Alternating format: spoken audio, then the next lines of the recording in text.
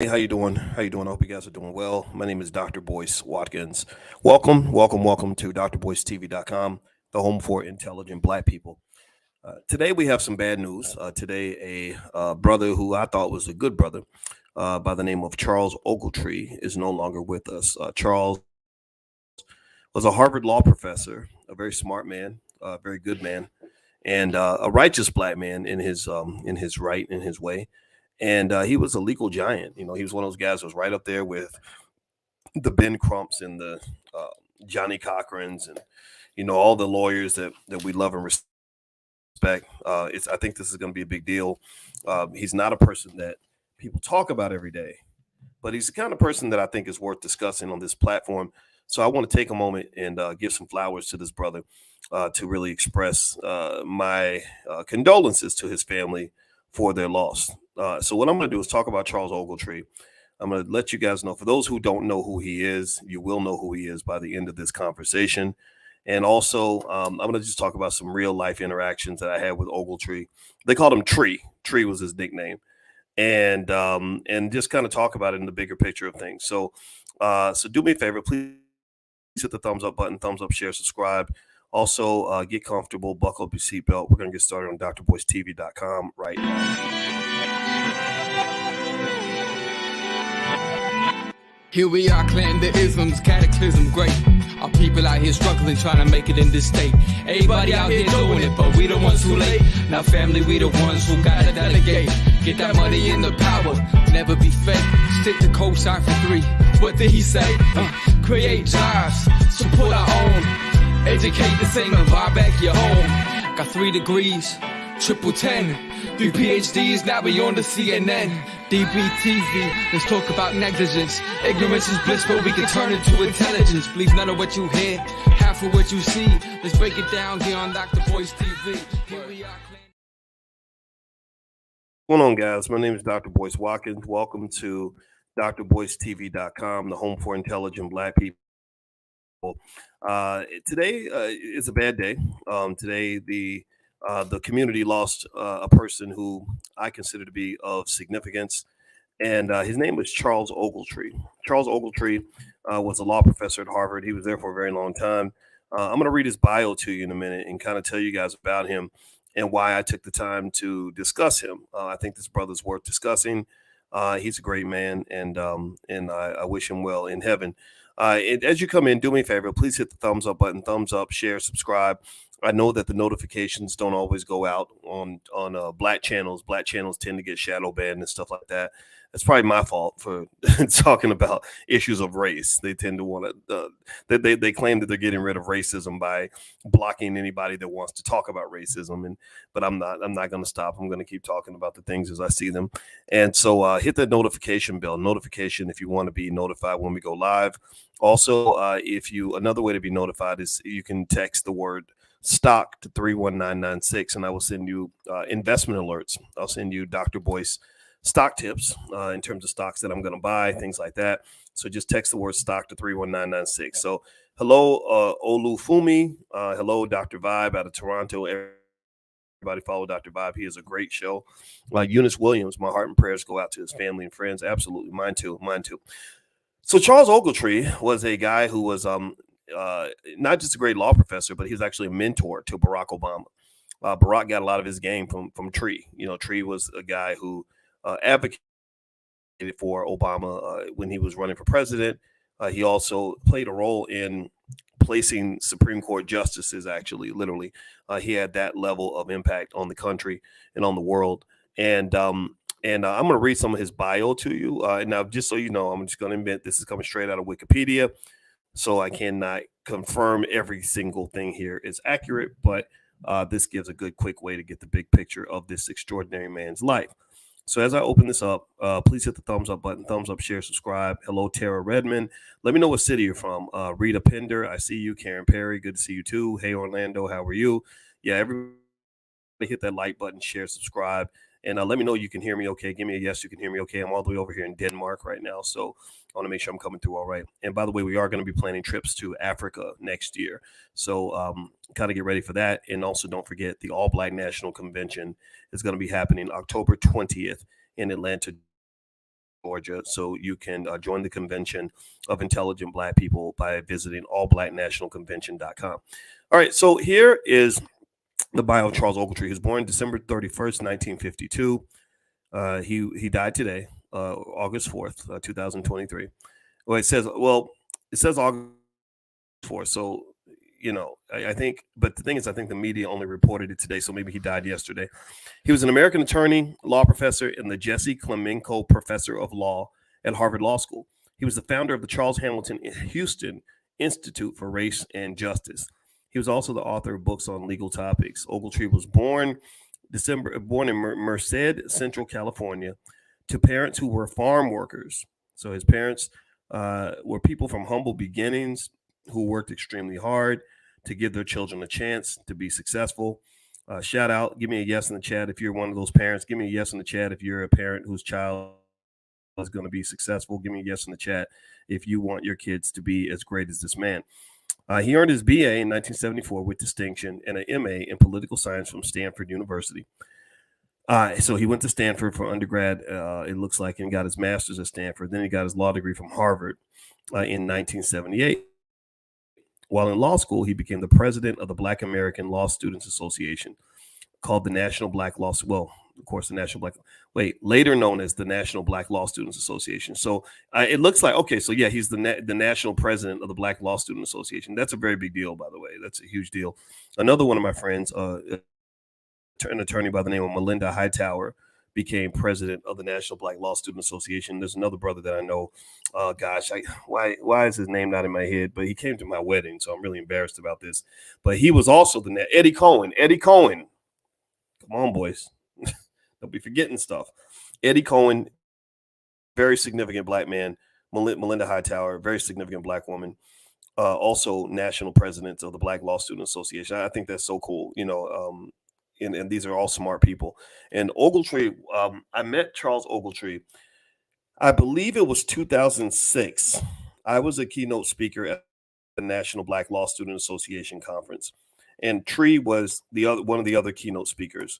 And I remember seeing him there. I remember talking to him. I remember being impressed by him. I remember thinking of him as a smart and decent man. I don't worry so much about somebody's politics. So I'll be honest with you. I respect him as a great attorney, but to be honest with you, I also respect Dr. Ben Carson as a great surgeon. If you read the bio of Ben Carson, I know people get caught up in Democrat Republican nonsense, but I don't believe I'm not going to disrespect you just because you choose to vote for somebody different from me. I'm sorry, I just don't think that way. And Ben Carson, that was another badass. That was another guy who was right on top of his game. I'm talking about just an extraordinarily good surgeon. And I know that some of you are trained to look down on that because he voted for Trump or whatever. But I want to encourage you. I want you to be careful, because I think that they dumb down the Black community. I think that they will have somebody that you can learn something from, even if you disagree with their politics. And they will say, don't listen to him. He's not, you're not supposed to listen to him because he's a Republican or because he's a Democrat and he's different from you. And I think that's divide and conquer. I think that we should appreciate Black people who are heavily accomplished on both sides of the aisle. My mother used to tell me stories about how Ben Carson's mama was 14, I think, when she gave birth to him and couldn't even read and still pushed her son to go on to become one of the best surgeons on the planet. If you can't clap for that, then I don't know what to do with you. I really don't. I don't know what to say. Anyway, let me keep going. Hit the thumbs up button. Thumbs up, share, subscribe if you have not done that yet. All right. So after graduating from law school, he worked for the District of Columbia Public Defender's Service until 1985, first as a staff attorney, then as training director, trial chief, and deputy director. As an attorney, represented such notable figures as Tupac Shakur and Anita Hill. In 1985, he became a professor at Harvard Law School. So the 1985, so almost 40 years he was at Harvard. In 1992, he became the Jesse Clemenko Professor of Law and Vice Dean for Clinical Programs. That's impressive, right? 1992, he's 40 years old. He's right on top of his game, kicking butt, taking names. God bless him. Moderator of television programs, including State of the Black Union, Where Do We Go From Here, Chaos or Community, Ethics in America, Hard Drugs, Hard Choices, Liberty and Limits. So he moderated television programs. He was a guest on a lot of shows from Nightline to Larry King live in Good Morning America on NBC News Radio. He was a legal commentator on the O.J. Simpson murder case. Anybody remember the O.J. Simpson case? Anybody remember how crazy people were at that time? Good old Johnny Cochran, shot it up and really made himself into a household name from that trial. A lot of people did. And by the way, let's see. Vera Red says, I made it to a live. Yes. Well, did anybody get a notification? Give me a yes if you got a notification from YouTube that I was live. I just want to test it because I have 460,000 subscribers on one channel and nobody gets notifications. In this channel, I have about 300 and something thousand. So I have multiple channels with hundreds of thousands of subscribers. So I want to know how many of y'all got a notification from YouTube? Okay, Tara says yes. Rita says yes. Wind Sprinter says yes. Not a notification from me. Because remember, I sent out a text message. So if you got a text from me, that's different. But if you got a notification from YouTube, I just want to know. Okay, thank you for telling me. Okay, I see a few yeses. All right, so thank you for telling me. All right. Larry says no notification. All right, so let me keep going. I'm being salty right now. All right, so let's see. So continuing with the extraordinary life of Charles Ogletree, who just passed yesterday on August 4th. He was on the board of trustees at Stanford University. He founded the Merced California Scholarships. He was the chairman of the board of trustees of the University of District of Columbia. He taught both Barack and Michelle Obama at Harvard. He remained close to Barack Obama throughout his political career. Ogletree wrote opinion pieces on the state of race in the United States for major publications. Ogletree also served as the moderator for a panel discussion on civil rights in baseball, March 28, 2008, that accompanied the second annual Major League Baseball Civil Rights Exhibition game and the following day between the New York Mets and the Chicago White Sox. On July 21st, 2009, Ogletree issued a statement in response to the arrest of his Harvard colleague and client, Professor Henry Louis Gates Jr. Anybody remember that? How many of y'all remember when Gates got arrested on his front porch? Anybody remember that? That was something else. Yeah, CNN was calling me every single day to talk about that case. I don't know why they would, this kind of speaks to the interesting racism that you see from the left. The left kind of acts like Republicans have a monopoly on racism, but I've seen racism from both sides. What I did not understand when I was on the faculty at Syracuse University was I did not understand why, despite the fact that I clearly had a doctorate in finance, most of the time when CNN called me, they called me to talk about race. My publicist would pitch me for financial stuff, but they didn't want to talk about financial stuff. They're like, no, that's the black guy, so we're going to talk to him about black people's stuff. So this is sort of that subtle racism that does exist when you're trying to fit into other people's systems. Now, mind you, I'm not one to necessarily be mad about it. I think you should just build a better system. I think you should build your own systems and get out of those systems that harm you.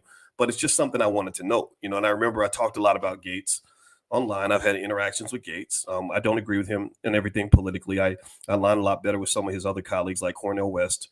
Cornel, that's my buddy. I love Cornel as a human being. Politics wise, I feel like he's a guy that would try to do the right thing, at least for poor people, for sure. And I like him. Gates, I don't align with 100%. I respect him, but I don't align with him completely. Ogletree, when I met him, I thought he was great, and I think we talked a couple of times since that time, and each conversation was good. I remember somehow, I don't know if he emailed me or called me. I can't remember, but does anybody remember a lady named Elena Kagan, who's on the Supreme Court now? Does anybody remember when Elena Kagan was nominated for the Supreme Court? Well, I remember that Ogletree was one of the people that was advocating for Elena Kagan to be on the Supreme Court. And I was reached out to by the White House when Obama was president to tell black people that they should support Elena Kagan's nomination to the White House. And my question, whenever somebody comes to me and they try to get me to carry water for them or to get black people to do something, my first question is like, why? Why should black people do this? Why are you asking me to be this person for you? And so what they said was that Elena Kagan, they said, well, she's got the Thurgood Marshall chair in the law school or something. Her chair was named after a black person. And also they said something stupid. I forgot what it was. But I said, there's nothing really that I see here that tells me that she's going to be good for black people. And in fact, there were rumblings from some law professors that the entire time Elena was dean of the Harvard Law School, she never hired a black person. Literally, she hired 32 people, 30 white men, I think one white woman and one Asian person. And I said, why in the world would I go out and tell black people to support a white lady who doesn't hire black people? I said the Klan, the KKK couldn't have a worse hiring record than this lady does because you can't go lower than zero. I'm a mathematician. I know that you can't hire less than zero people unless you're going around firing people. And they just kind of, and that's when I started seeing how politics kind of works. And what I saw was Elena Kagan, despite the fact that Dorothy Height had asked the president to put a black woman on the Supreme Court. She asked him to do it. Now Joe Biden did do it with Ketanji Brown Jackson, but she asked Obama to do it. But Elena Kagan was kind of a check the box kind of person. She was a woman. She was Jewish. She was from Harvard, and some people might speculate that she could be LGBT. And I say that because I don't think I don't know. I got to double check, but I believe if you do a Google search, let me just make sure I don't say anything stupid here, because if you Google search Elena Kagan's husband, I don't really know if a picture will come up of anybody that would be her husband. Not to say that means anything per se, but let me see. I'm looking here. Let's see who's Elena Kagan's husband. I'm looking. I'm looking at an insider article. Y'all tell me. Do you know if Elena Kagan has a husband? I don't know. She does not. Not to say that means she's LGBT. I'm just saying that there were some things that kind of popped up that made people think things. Anyway, so the thing about Elena about that was I just remember kind of saying, hell no, like I'm not going to support this because this doesn't make any sense. This is about the supremacy that Harvard University wants to hold over the Supreme Court, but I don't see where black people fit into this. And this was where things get complex, right? As great of a guy as I feel that Ogletree is and was, I remember feeling conflicted about the politics of kind of the manipulation of the black community and the utilization of the black community as a tool for the achievement of political power.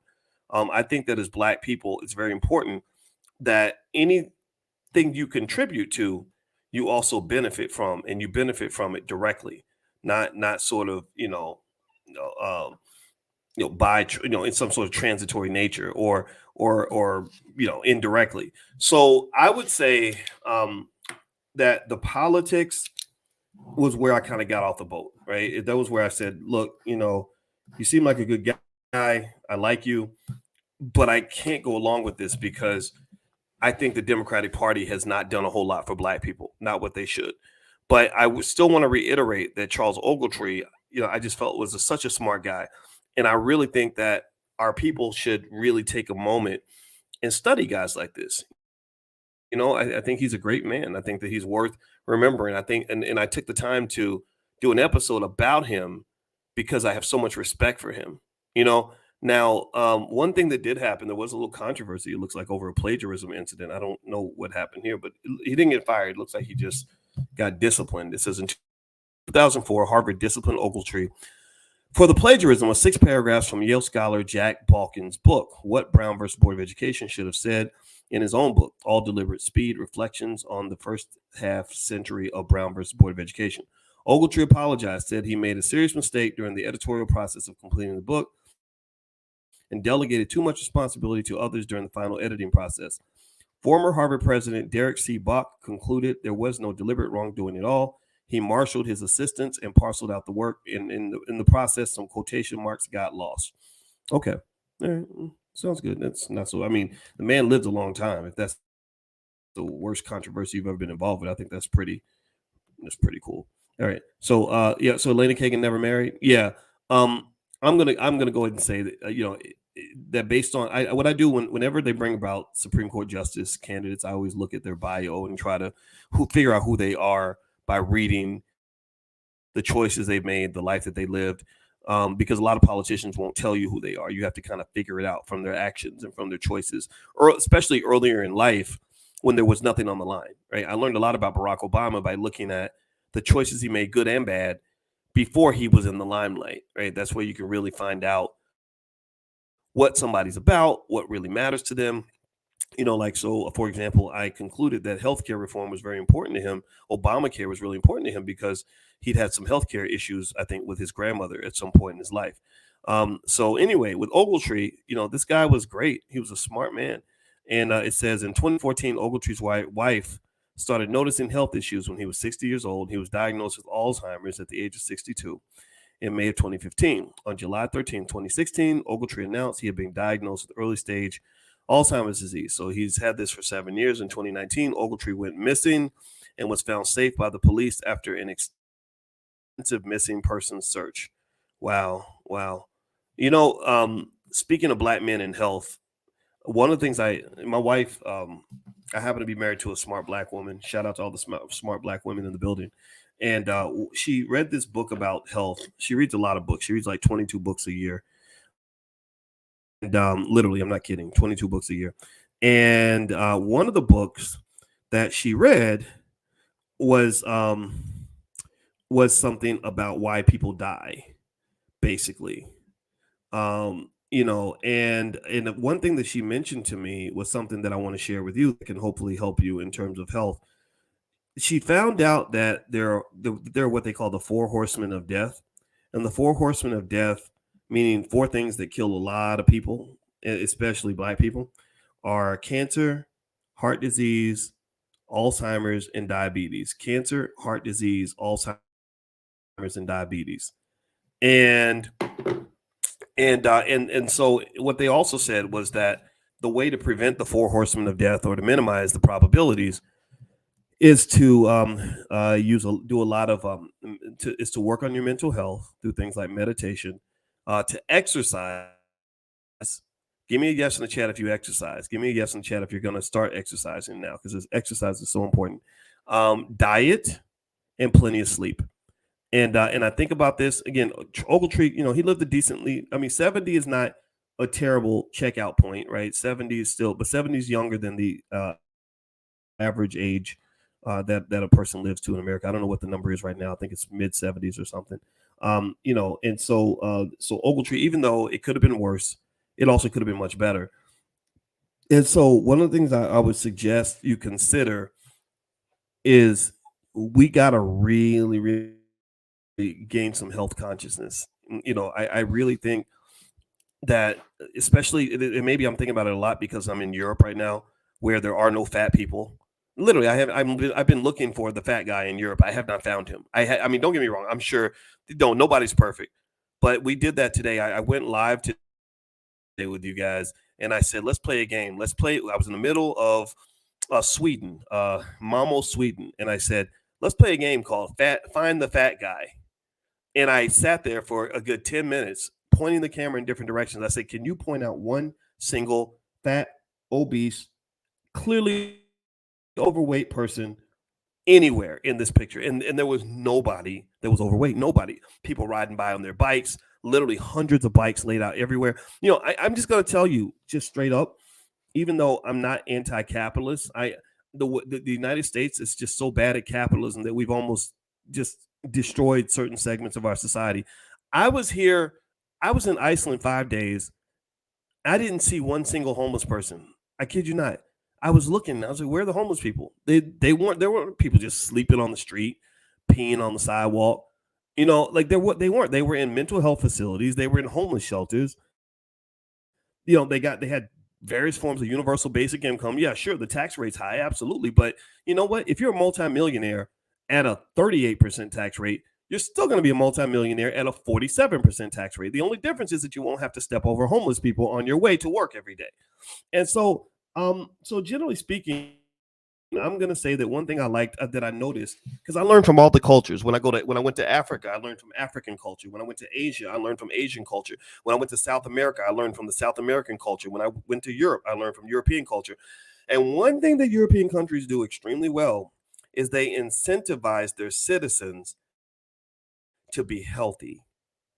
They put it in the tax code. They incentivize you to eat healthy food. They incentivize you to ride your bike instead of taking a taxi cab. They incentivize things that preserve the environment. They incentivize things that will educate your kids. They give money to mothers so they can, oh my God, spend time with their kids instead of spending all their time in the factory.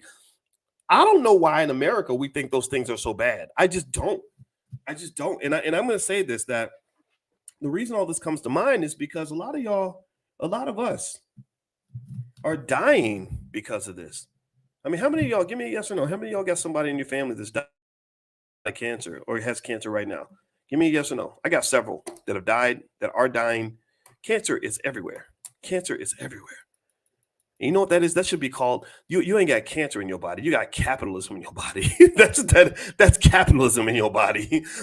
Not that capitalism is always the cause of cancer, not that capitalism is always evil, but I'm willing to bet you that some of the cancer might come from carcinogens that exist in the food because it costs too much money to take them out or to not put them in there. Or better yet, they can make so much more money by putting the carcinogens in the food. And because it makes it taste better. And why would you not eat it if it makes it taste better? Right. And so I would say to you, I would encourage you to really look outside the US and see how other people live. Because I think that to the rest of the world, when they really look at us, we look a little bit crazy. We do. As I'm walking around Denmark and I'm looking down, and the streets are clean and people are healthy and the kids are educated. I can go to McDonald's and talk to a McDonald's employee that speaks 2 or 3 languages, and just stuff you don't see in the US. A lot of it's because they do basic things that we think are somehow criminal, like caring about your kids or protecting your environment or making sure that your citizens are healthy or whatever, right? So I would just say at the end of the day, pay attention to that. And as Black people, let's get healthy. Let's get healthy. Let's just do a little bit more than what you were doing before. Because old age is coming for all of us, and you don't want that to go badly. All right, so anyway, do me a favor, please hit the thumbs up button, thumbs up, share, make sure you subscribe. Also, this podcast can be found on Spotify. If you go to Spotify, look up my name, Boyce Watkins, you will find me there. Also, I have a stock options masterclass. If you want to learn about stock options, my PhD is in finance, and I do a lot of stock options training. So feel free to go to stockoptionsmasterclass.com. You can get a discount there if you'd like. And also, we have a new movie coming out directed by Rick Mathis called B1 the Movie. The world premiere of the film is the red carpet is going to be in Atlanta the weekend of Marcus Garvey's birthday. So if you're in Atlanta, near Atlanta, the weekend of the 17th, it's at the New Black Wall Street. You can go to b1themovie.com. That's B, the number one, themovie.com. So feel free to go take a look at that. All right. So Charles Ogletree, let's finish up with Ogletree and talk about some of his legacy. In terms of awards and honors, he received the National Conference on Black Lawyers People's Lawyer of the Year Award, the Man of Vision Award, the Museum of Afro-American History Award, the Albert Sachs Paul A. Freund Award for Teaching Excellence, et cetera, et cetera, et cetera. There's a lot of other awards that he got. And he deserved them all because he was a hardworking man, and he did some amazing things. He wrote a few different books, it looks like. I'm looking here. I see one called Beyond the Rodney King Story, an investigation of police conduct in minority communities. Brown at 50, The Unfinished Legacy. So Brown versus Board of Education. All Deliberate Speed, Reflections of the First Half Century of Brown versus Board of Education. Another book that he partnered in, I guess he's a co-author, From Lynch Mobs to the Killing State, Race and the Death Penalty in America, The Presumption of Guilt, The Arrest of Henry Louis Gates Jr., and Race, Class, and Crime in America. And then another one called When Law Fails, Charles J. Ogletree and Austin Surratt. Now that interesting thing about the Gates situation, did y'all remember that? Y'all remember when Henry Louis Gates got arrested on his front porch and the cop just put him in handcuffs and all that? I had a take on that that was not exactly in sync with everyone else's, because I happen to have a father who was a cop, and I can see all sides of a police interaction. And the interesting thing about Henry Louis Gates is he's a smart guy, but unfortunately, some might say he's a little bit on that elitist side, or at least at that time that he was. I think that he grew up in an era where the goal of a black man was not to sort of independently form some entity that enhances the well-being of the entire black community. But the goal of black men in that era of the baby boomer era, no disrespect, but it's true, was to sort of prove your worthiness to white people by getting into spaces where elite white people live, right? Do you get what I'm saying? Like, like so for Gates, I believe he was born in West Virginia, and I don't think he was born with a silver spoon in his mouth. He's very smart. He worked hard to get where he is and all this other good stuff. And I mean, the guy is a power broker at Harvard. I mean, he's a real power broker, and God bless him for that. Um, I think that for Gates, it was almost like with that situation, what kind of concerned me a little bit was do y'all remember the Henry Louis Gates arrest? In case you don't remember, he got arrested. He was trying to go into his own house, and the cop arrested him because it was one of those like, "What are you doing here, boy?" kinds of situations. I don't y'all give me a guess if you remember the Henry Louis Gates situation. And the whole country made a big deal out of it. In fact, I think that President Obama got him and the cop together, and they had a beer together, and because Obama was in this horrible position of trying to, provide some sort of racial unity in the country that just isn't unified. And anyway, with that whole situation, I remember the whole country kind of being outraged, like, "Oh no, they didn't. No, how dare they do that to him? He's a Harvard professor, everything else." And I didn't get a sense that we were outraged because a black man had been arrested on his own porch. I think we were outraged because a black Harvard law professor was arrested on his own front porch. And I felt like Henry Louis Gates um, probably antagonized the situation a little bit by kind of having this sort of like, how dare you? Don't you know who I am? Kind of attitude, right? Which maybe led to a personal conflict between he and that officer, where the officer said, "Wait, sir, I can't hear you." This is what a cop told me. A cop said, he said, "Yeah, oh, it's an easy trick." He said the cop probably said, "Wait, I can't hear what you said. Come out here and say that. Come out here and repeat what you said." And he got him on the front porch. And then when he got on the front porch, he said, "Okay, now I can put him in handcuffs." So as I felt like that was what was really going on. And what I didn't quite enjoy was the fact that I'd never really heard Gates raise hell about much of anything happening to black men before that point, right?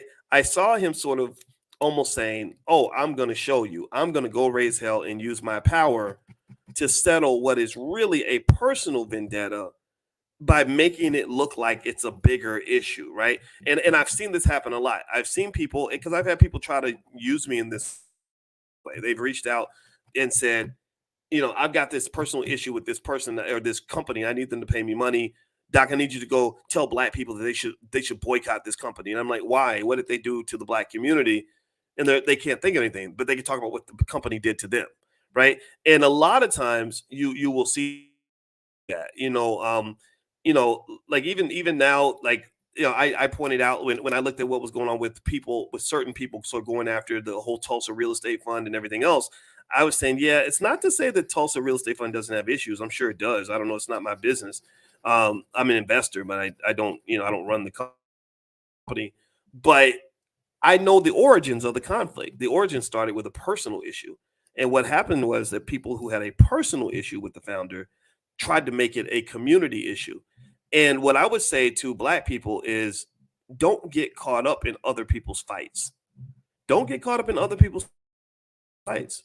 I would encourage you, fight your fights. Fight the fights that really matter to you. So for example, if a man has a conflict with police or with racism or whatever, and he wants the support of the community, but he hasn't really shown up for the community in a direct, meaningful, consistent way, that's very different from if, say, Farrakhan had some issue with race and needed us to show up. I would show up for Farrakhan. The reason I would show up for Farrakhan is because Farrakhan has made enough deposits in the bank of civil rights and black power for me to feel comfortable allowing him to make whatever deposit or withdrawal he wants to make, right? Some people show up to the black community seeking to make a withdrawal when they never made adequate deposits in the first place. So one thing that I said, and I said this to a prominent person recently who asked me to say things on this platform to support his cause, is I said, "Okay, you want black people to support you?" I said, "Write a $10 million check for us to build powernomic centers across the country. I won't take a penny of it. You'll get full credit. And then I'll go back and tell black people what you did. And then I'll ask them if they want to support you." But if you haven't shown up for black people, I don't think black people should show up for you. I really don't, and I hope that I hope you agree with me. I hope you're hearing what I'm saying. And I wasn't trying to be critical of Gates, because I like what he's done and I respect him. I hope he's happy at Harvard. But I get a little bit irritated with people that show up and use the black community when they have a problem, but didn't seem to really want much to do with us, or were putting white people at the front of the bus when everything was copacetic. Kind of the O.J. Simpson, situation, right? Wait. Before you were accused of killing that white woman, you wasn't black, you were O.J. Right? Before you got in trouble, you don't want nothing to do with us. Oh, now you trying to show me big bliggity black, but you ain't made no deposits, brother, so you can't make a withdrawal from this bank. Your funding is denied. Your account has a negative balance, and we're going to impose penalties on the account because you're withdrawing from an account that does not have adequate funds. So you need to leave the facility immediately. So I think that overall, and let's get back to Charles Ogletree. I don't consider Tree to be in the same category, even though I'm not into a lot of the Democrat Republican stuff. I kind of feel that the solutions for black people have to live outside the space of Democrat Republican stuff. There ain't no solutions in the Democratic Party for you that's really going to get you where you need to get to. There ain't no solutions in the Republican Party. I can already tell you the Republicans are not going to support reparations, and that right there is going to make them a non-entity to me. That's a deal breaker right there. So we know the Republicans aren't going to support reparations. The Democrats, might do a little something something. They might give you a couple little symbolism pieces, but they're not really going to show up the way they need to show up. They're never really going to fix the problems in the very same districts they've been running that have absolutely been run ragged. They're not. They're not. And I'm just flipping out over just how many schools, I'm sitting over here in Europe, right? And where I told you, where I go to McDonald's and the McDonald's employee can speak 2 or 3 languages. And I go back to Chicago where they have 55 public schools that don't have a single child that can read, write, or do math at grade level. And I just don't understand why nobody sees that to be a problem. I mean, that's a state of emergency as far as I'm concerned. Your funding should be withdrawn immediately if you're doing that, but they don't do that. Why? Well, because the unions are connected to the Democratic Party, and the Democratic Party will step up and make sure they're getting their money to miseducate your kids and then give the rest of the money to illegal immigrants who've been here 10 minutes. I don't want none of that. I can't. I'm not one piece of any of that. And I'm not even going to spend too much time criticizing that, because criticism and destruction doesn't actually build anything. It just makes you feel better. What I'm saying to you is I think your solutions lie outside of Democrat Republican politics. Prove me wrong. If you don't believe me, if you think I'm crazy, prove me wrong. I think the solutions lie in very basic ideas that start in the home, and just understanding very basic things that only people who love you will tell you these things. People like Dr. Claude Anderson will tell you these things. Your child's public school will not tell you these things. Your child's public school is going to feed you like little fairy tales about how wonderful integration was, and how Jackie Robinson was such a great trailblazer because he went and let the Negro Leagues burn down so we can go beg to get 1% ownership in a white man's baseball team. I just don't buy any of that. The things that people that love you are going to say is they're going to say, okay, let's make sure that our babies can read, write, and do math. Let's have them do this every single day. Let's have them constantly reading, constantly writing to express their ideas, constantly learning math. And we're also going to make sure that our babies know their history extremely well before they learn anybody else's history. What else are we going to do? Because we love our children, we're going to teach them how to go make some damn money. We're going to teach them how to get the skills to pay the bills, get the skills to build the community. They're going to be builders. They're not just going to be job seekers. They're not just going to be cogs in a wheel. They're actually going to understand how to go up in the kitchen and really get to cooking and making something happen and manifesting the reality they want to see. They're going to show up as the business owners that we need to build a community. They're going to show up as the people that can get the financing. They're going to show up as the people that know how to do the plumbing and the carpentry, or they can hire the plumbers and the carpenters if they don't have that skill themselves. They're going to show up with the skills of builders. They're going to show up with the skills of people that can maybe grow their own food so they don't have to eat toxic food from the grocery store. They're going to show up knowing how to educate our own kids. We don't need nobody who wrote a damn law saying that we need other people to educate our kids. Y'all tell me. Y'all tell me who said that I got to sit here and beg some stupid politician to educate my children? Those are my kids. I got a brain too. I have a brain too. I'm not just here to play basketball or to rap for you or to tell you jokes. I can do anything that you can do, except I could probably do it better because I'm not doing it with the hatred of racism in my heart. I don't hate black kids. I love them and I want to see them succeed. So I just really think we have to start with ourselves and become more empowered in this whole process. I don't think you have to hate anybody in order to do this. You just have to learn how to love yourself. And part of loving yourself means that if you're being driven in the wrong direction into the wrong neighborhoods, sometimes you got to kick somebody out of the car, take over the steering wheel, and turn that damn thing around. So when are you going to turn your life around? When are you going to turn your families around? When are you going to turn your communities around? When are you going to do what you got to do to say, we're going to figure this out from the ground up. When all these assumptions you've given us, they work for you, but they don't work very well for us. We're going to have to fix this. That's where I stand. So to me, when I talk about the political types, it's really more so for entertainment. I just think it's very interesting. I don't get into it that much because my brain has an extreme inability to waste a lot of time on something that I know doesn't make much of a difference. If I know I'm going to work extremely hard to get somebody elected and my community is going to pretty much be in the same shape after the election that it was before, I'm just not wired to spend a lot of time on something that isn't going to make a difference. I just don't. I mean, I don't understand why so many people do. I just don't get it. You get all riled up about elections because it's all emotion. It's all, we got to get Trump out of office. What did Trump do to you? Like, what you don't even know this man. What is different in your life because Donald Trump is running for all? He's just an old greasy dude that gets on TV and annoys you. He gets on your nerves. Okay. So how about this? How about we stop being emotional and start being logical? How about we stop being reactionary and start being proactive? How about we stop being sloppy and start being strategic?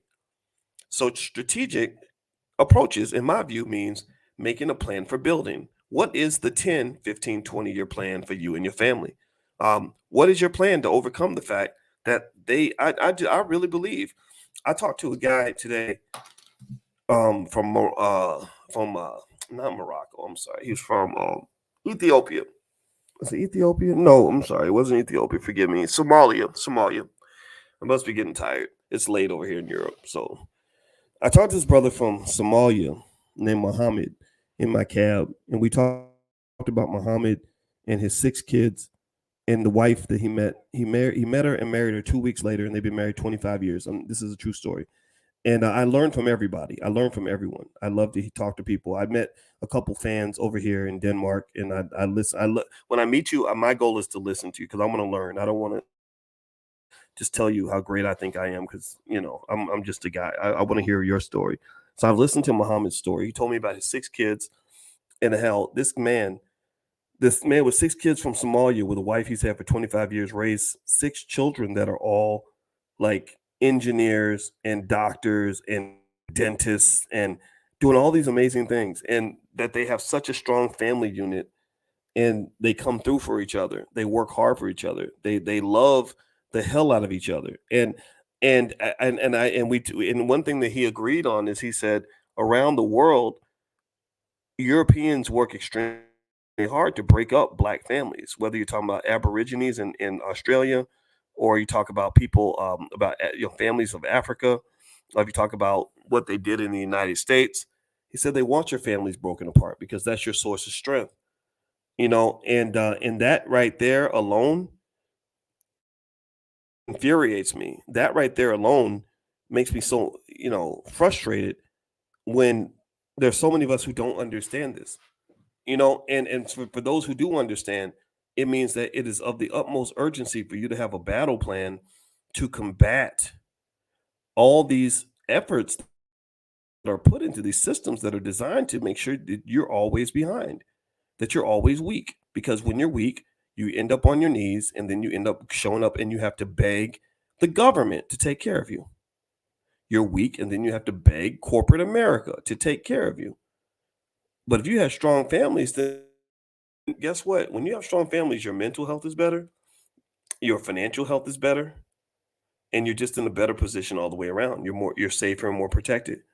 So I think right there should lead you to meditate on your relationships and your family members and what you have going on around you so that you can make sure that those relationships are healthy enough to protect you in a tough spot. Because a lot of us don't have that because they want you to be a community full of single moms raising little badass kids who end up in the street, who end up in prison, or end up in corporate slavery. They want that, or depending on the government, they want these things. So I don't trust these politicians. I ain't gonna lie. I don't trust them. I've had politicians every election. Some politician reaches out, and I have a bias. I admit that I have a bias because I've lost faith. I've sat here and watched people come and go, and I've just analyzed the system. And from where I'm standing, and from what I know about capitalism, remember I'm a finance guy. I understand capitalism very well. I don't see a lot of hope for the United States as a country, as an entity. You're part of a crumbling society. You don't invest in your children. You feed your people poisonous food that's killing them. You will sell an old lady for 2 nickels. You will let somebody die because they can't afford health care. You spend all this money on health care, yet your health care absolutely sucks. You spend all this money on education, yet your educational system is absolute garbage. So I would say to you, at the end of the day, um, you've got to just sort of build your own process for this. If you don't do that, bad things are going to continue to happen. Don't let these people lead you. They are not leaders. But anyway, do me a favor. Please hit the thumbs up button. Thumbs up, share, subscribe. My name is Dr. Boyce Watkins. You're listening to drboycetv.com, the home for intelligent Black people. Some of you have asked about me coming in and doing trainings and stuff like that in your city. If you'd like to do that, our team can partner with you. If you pay the deposit and find a venue that'll hold 100 people classroom style, then we will market your event. We'll tell everybody that I'm coming to your city and help you sell your tickets, stuff like that. So if you would like to do that, just email manager@boycewatkins.com. That's manager@boycewatkins.com.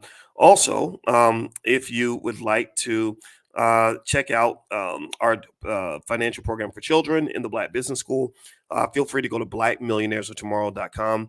Blackmillionairesoftomorrow.com. One thing that we do is we guarantee that if your child does not have a financial literacy level that exceeds the average college educated adult, all you have to do is let us know and we'll give you a full refund. We're that good at what we do. And all you have to do is your child's to go through a few videos, take some self-study exams, and when they're done, they get a certificate of completion. This is extremely important because one wealth hack is that the earlier you are exposed to wealth and investing, the wealthier you're going to be, the more financially secure you're going to be. This is proven in study after study. So don't let your kids get introduced to economics when they're older. Introduce them very early. And so blackmillionairesoftomorrow.com is a place where you can take a look at our programs for kids and see if it's something that works for you and your family. All right, because I know school's about to start. So you're looking for different ways to get your kids where you want them to be. All right, so I'm going to get out of here, guys. Some of y'all, one of y'all mentioned in the chat that you could hear that my voice sounds a little tired. It's probably because I am. So let me go ahead and get on out of here. So thank you so much for hanging out with me. God bless RIP Charles Ogletree. He was a great one. This man deserves to be in somebody's Hall of Fame. I can also tell you that from the times I met him, when we both spoke at the National Black Law Student Association Conference in 2006, I just had so much admiration for him. I found him to be a decent human being. And I remember that also happened to be the time that was like maybe a day or two before Kwame Kilpatrick went down in Detroit. I remember that because I remember we were all in Detroit, and then a couple of days later, Kwame got caught up in his stuff, and I think Kwame's out of prison now. I think he deserves to be out of prison. I hated the fact that he got so much time because I thought that he made some mistakes, but I didn't think he deserved what he got. Because Lord Jesus, we know so many of these politicians are corrupt, and they're not gonna, they're never gonna get caught. So to act like he's more corrupt than all the others, I just don't believe that nonsense. I think a lot of these politicians are very corrupt. So just be really careful. Look out for yourselves, and God bless you. Hit the thumbs up button, thumbs up, share, subscribe. Make sure you hit the notification bell. Also, if you'd like to get Dr. Boy's profit alerts for stocks that I'm buying sent to you via text, just text the word stock to 31996. If you text stock to 31996, I will immediately send you a list AI stocks that I love. And then the next day, I'll send you the $5 a day investing plan. And then after that, a couple of days later, I will send you a list of Chinese stocks that I actually like. And then I'll send you a training on how to make money without working. So these are lots of free resources brought to you by the Black Business School, where we've educated, we've helped over 10 million people buy their first shares. So feel free to take a look. You can actually get started at the Black Business School for free. Just text the word stock to 31996. All right, guys, I'm out of here. God bless you. Thank you so much for listening. And I'll see you soon. And RIP Charles Ogletree. You're one of the good ones, brother. God bless you.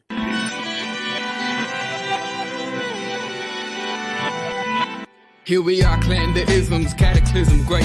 Our people out here struggling, trying to make it in this state. Everybody out here doing it, but we the ones who late. Now family, we the ones who gotta delegate. Get that money in the power, never be fake. Stick to co-sign for 3. What did he say? Create jobs, support our own. Educate the same and buy back your home. Got 3 degrees, triple 10. 3 PhDs, now we on the CNN. DBTV, let's talk about negligence. Ignorance is bliss, but we can turn it to intelligence. Believe none of what you hear, half of what you see. Let's break it down here on Dr. Boy's TV. Here we are.